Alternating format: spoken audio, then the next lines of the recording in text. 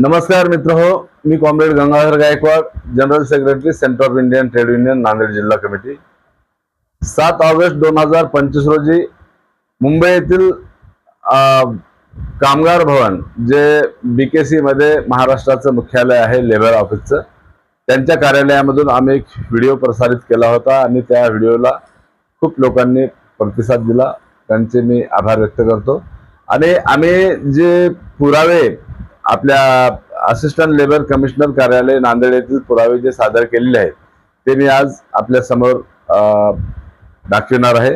त्यामध्ये ही जी यादी आहे, या यादीमध्ये साधारणतः माझ्याकडे आता 600 ते 700 नावांची यादी आहे आणि नांदेड लेबर कार्यालयामधील डाटा ऑपरेटर असतील, नोंदणी अधिकारी असतील, सरकारी कामगार अधिकारी असतील आणि असिस्टंट लेबर कमिशनर असतील, या सर्व टोळीने संगनमताने जे एक्नॉलेजमेंट नंबर जो असतो तो नंबर बदलता येत नसल्यामुळे हे घोटाळा उघडकीस आलेला आहे। आणि त्यामध्ये date, name, last name, acknowledgement number, Aadhaar number, mobile number, status आणि तालुका असं या सर्व यादीमध्ये एकंदरीतच माहिती दर्शवण्यात आलेली आहे। आणि त्यामध्ये एक्नॉलेजमेंट नंबर म्हणजे सोय घोषणापत्र जे आपलं आहे ते बदलता येत नाही, त्या सिस्टीम मध्ये ही अडचण जी आहे त्यांच्या खूप अंगलट येणारी आहे। आणि एक्नॉलेजमेंट नंबर जे आहे त्या नंबरला जर आपण जे एक्सपर्ट आहेत त्यांच्या मार्फत जर याची पडताळणी केली, तपासणी जर केली तर मूळ जो अर्जदार आहे ज्याचं नाव फायनल झालं होतं परंतु त्याच्याकडून काही अर्थपूर्ण व्यवहार झाला नसल्यामुळे एक्नॉलेजमेंट नंबर जो आहे तो जसाच्या तसा ठेवला आणि त्या ठिकाणी नाव, आडनाव, आधार कार्ड, मोबाईल नंबर, तालुका आणि त्याचं स्टेटस बदलण्याचं काम नांदेड लेबर ऑफिस कार्यालयामध्ये झालेलं आहे। त्याचा हा पुरावा आहे। आमच्याकडे आता 700 ते 800 लोकांची यादी आहे, परंतु 6 ते 7 हजार लोक असे बदलण्यात आलेले आहेत। आणि हा भक्कम पुरावा जो आहे हा आम्ही लेबर कार्यालयाचे जे महाराष्ट्राचे सेक्रेटरी आहेत माननीय विवेक कुंभार साहेब यांच्याकडे सादर केलेला आहे। आणि आम्ही अल्टिमेटम पण त्यांना दिलेला आहे की येत्या 18 तारखेपर्यंत जर तुम्ही कारवाई केली नाही तर नांदेड जिल्हाधिकारी कार्यालयासमोर आम्ही CITU संघटनेच्या वतीनं आमरण उपोषण सुरू करणार आहोत। आणि आम्हाला आशा आहे की लवकरच कारवाई होईल। आणि इतरही पुरावे जे आहेत, आता ज्या सरकारी कामगार अधिकारी नांदेडमध्ये आहेत माननीय यास्मिन शेख मॅडम, त्यांनी देखील एक व्हिडिओ प्रसारित केला। नमस्ते कामगार मित्रांनो, मी सरकारी कामगार अधिकारी यास्मिन शेख एक छोटासा व्हिडिओ आपल्यासोबत शेअर करू इच्छिते, कारण बऱ्याच ठिकाणावरनं अशी माहिती मिळते की दलालामार्फत कामगारांचं आर्थिक शोषण केलं जात आहे। कामगार हे अज्ञानी आहेत, त्यांच्या अज्ञानाचा फायदा घेऊन काही दलालांची टोळी तयार झालेली आहे। ही दलालाची टोळी वेगळ्या वेगळ्या ठिकाणावरनं लाभाचे, नोंदणीचे आणि नूतनीकरणाचे अर्ज निकाली काढण्यासाठी कामगारांकडून भरमसाठ रक्कम वसूल करत आहेत। तर त्यामुळे ह्या व्हिडिओच्या मार्फत मी कामगारांना सांगू इच्छिते की आपले कुठल्याही अर्ज निकाली काढण्यासाठी कसल्याही प्रकारचं शुल्क कोणालाही देण्याची आवश्यकता नाही। त्याचप्रमाणे बऱ्याच ठिकाणी बऱ्याच लोकांनी बांधकाम कामगार नसताना देखील बोगस किंवा बनावट कागदपत्राच्या आधारे नोंदणी घेतलेली आहे। तर मी या व्हिडिओ मार्फत आपल्याला सांगू इच्छिते की जर आपण अशा पद्धतीचे म्हणजे कार्यालयाच्या लक्षात येईल तर भविष्यात आपल्यावर कायदेशीर कार्यवाही करण्यात येईल। त्या सरकारी कामगार अधिकारी यास्मिन शेख मॅडम यांचं म्हणणं आहे की कुठल्याही दलालामार्फत वगैरे कुठल्याही कामगारांनी बांधकाम क्षेत्रामध्ये इमारत व बांधकाम क्षेत्रामध्ये काम करणारे जे कामगार आहेत त्यांनी नोंदणी करून घेऊ नये। परंतु ज्या कार्यालयामध्ये मॅडम काम करतात, जे कर्तव्यदक्ष अधिकारी म्हणून त्यांना नांदेडमध्ये सुरुवातीला वाव मिळाला होता, त्यांच्या कार्यालयामध्येच असे काही कंत्राटी कामगार आहेत जे त्यांनी ठेवलेले आहेत। त्यांच्या शिफारसीशिवाय एजन्सीज त्यांना कामावर ठेवू शकत नाही। आणि हे सर्व दुकानदारी जी आहे ही असिस्टंट लेबर कमिशनर कार्यालयामध्ये जे कंत्राटी कामगार म्हणून काम करणारे कर्मचारी आहेत त्यांचेच सर्व आजूबाजूला दुकानं थाटलेले आहेत आणि त्यांच्या कार्यालयामधूनच ऑनलाईनची प्रक्रिया पूर्ण होत असते। दुसरा मुद्दा एक आमच्या निदर्शनास असा आलेला आहे की सरकारी कामगार अधिकारी यास्मिन शेख मॅडम यांचं म्हणणं आहे की आम्ही नोंदणी वगैरे नूतनीकरण विनाशुल्क करत आहोत, परंतु आता आम्ही माहितीच्या अधिकाराखाली एक माहिती मागविली। त्या माहितीमध्ये असं आढळून आलं की यास्मिन शेख मॅडमकडे जे तालुके होते, ज्या तालुक्याच्या त्या सरकारी कामगार अधिकारी होत्या आणि त्यांच्या एकंदरीतच निगराणीखाली कामगारांची नोंदणी होणार होती, तर त्यांच्या तालुक्यामध्ये 0 नोंदणी झालेली आहे आणि इतर तालुक्यामध्ये जे नोंदणी झालेली आहे तो आकडा हजाराच्या घरामध्ये आहे।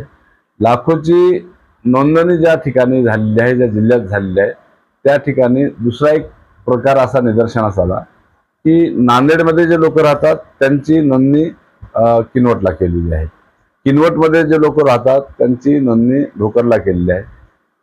त्यांचे दुकान चालवणारे एजंट अधिकाऱ्यांचे, जे सरकारी कामगार लेबर ऑफिसमध्ये अधिकारी आहेत, त्यांचे एजंट जिथून त्यांना जे मिळकत मिळून देत होते त्याच ठिकाणी त्यांनी अप्रूव्हल दिलेले आहेत आणि एकंदरीतच असे देखील काही ठेकेदार आहेत। आता एक ठेकेदार आम्ही बघितला की ते ठेकेदार अस्तित्वातच नाही आणि त्या ठेकेदाराच्या 90 दिवसाच्या प्रमाणपत्रानुसार हजारो कामगारांची नोंदणी केलेली आहे। हे सर्व प्रकार जो आहे हा प्रकार संगनमताने केलेला आहे आणि असिस्टंट लेबर कमिशनरसह सर्व नोंदणी अधिकाऱ्यांना हा प्रकार माहीत होता असं आमचं मत आहे। कामगार मंत्री माननीय आकाशजी फोंडकर साहेबांनी खूप मोठा गाजावाजा केला होता की आम्ही आता या सर्व घोटाळ्याची चौकशी करणार आहोत, कारवाई करणार आहोत, परंतु आमच्या निदर्शनास असं देखील आलेलं आहे आमदारांनी किंवा काही लोकप्रतिनिधींनी स्वतः टेंट टाकलेत आणि त्या टेंटमध्ये ग्रामसेवकांना आणि नोंदणी अधिकाऱ्यांना बोलवून घेतलं आणि दबाव टाकून ग्रामसेवकांना त्या टेंटमध्ये जे त्यांच्या कार्यक्रमामध्ये आले होते लोक त्यांना 90 दिवसाचं प्रमाणपत्र जागेवर देण्यास भाग पाडलं आणि नोंदणी अधिकारी जे होते त्या नोंदणी अधिकाऱ्यांना तातडीने अप्रूव्हल देण्यास सांगितलं आणि वरून मंत्रालयीन लेवलवरून दबाव असल्यामुळं सर्व लेबर कमिशनर कार्यालयामधले जे अधिकारी होते त्यांनी थेट नोंदणी केलेली आहे आणि आता हा जो एकंदरीत प्रकार जो झालेला आहे त्यामध्ये सर्व अनेक लोकप्रतिनिधी आणि सर्व अधिकारी यांच्या संगनमताने झालेला आहे आणि लेबर कमिशनर कार्यालयामध्ये काम करणाऱ्या कंत्राटी कामगारांना टर्मिनेट केल्याच्या नंतर देखील त्यांना पुन्हा रुजू करून घेतलेलं आहे।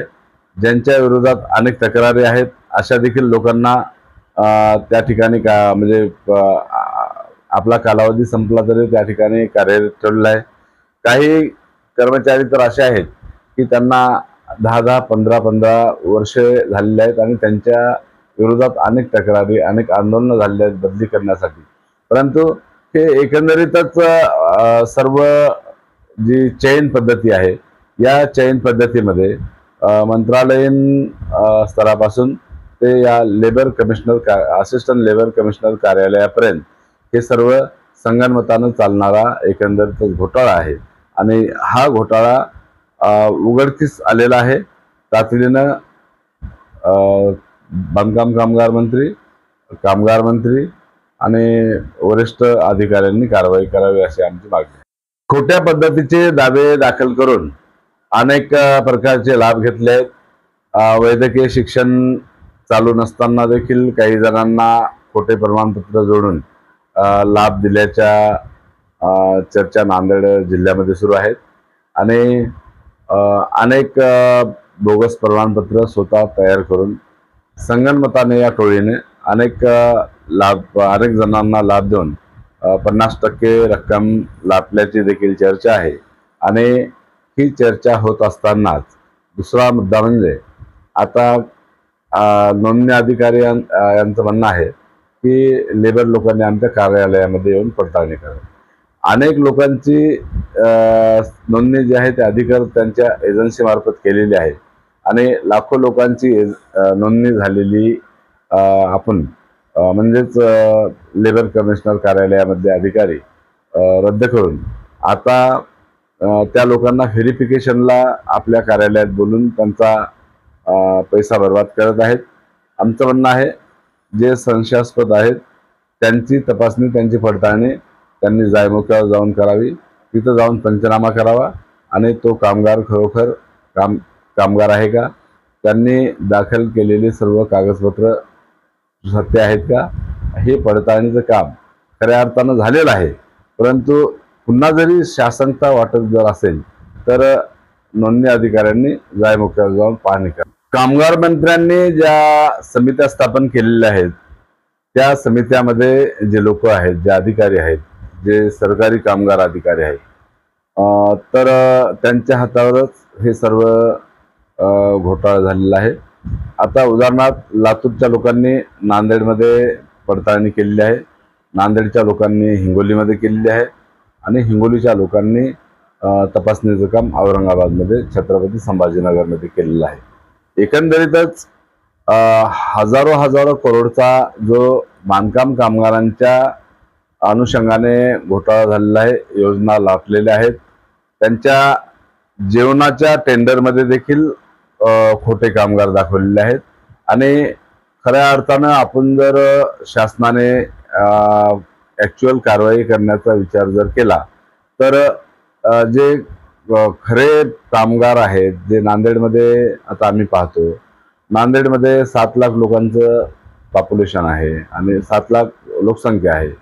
त्या ठिकाणी यास्मिन शेख मॅडम ज्या इथल्या नोंदणी अधिकारी होत्या त्यांनी बिलकुल नोंदणी केलेली नाही आणि जे त्यांच्या वतीचे लोक आहेत, त्यांनी नेमलेले जे लोक आहेत, त्यांना अर्थपूर्ण सहकार्य करणारे जे लोक आहेत त्या तालुक्यामधल्या नोंदणी मोठ्या प्रमाणात झालेल्या आहेत. एकंदरीतच हा जो घोटाळा आहे हा घोटाळा असिस्टंट लेबर कमिशनर कार्यालयातल्या लोकांनी केलेला आहे आणि वरिष्ठ देखील त्यांना खतपाणी घालत आहेत. भविष्यामध्ये तातडीनं कारवाई जर झाली नाही, व्यापक आंदोलन रक्ताचा लाल झेंडा घेऊन आम्ही करणार आहोत.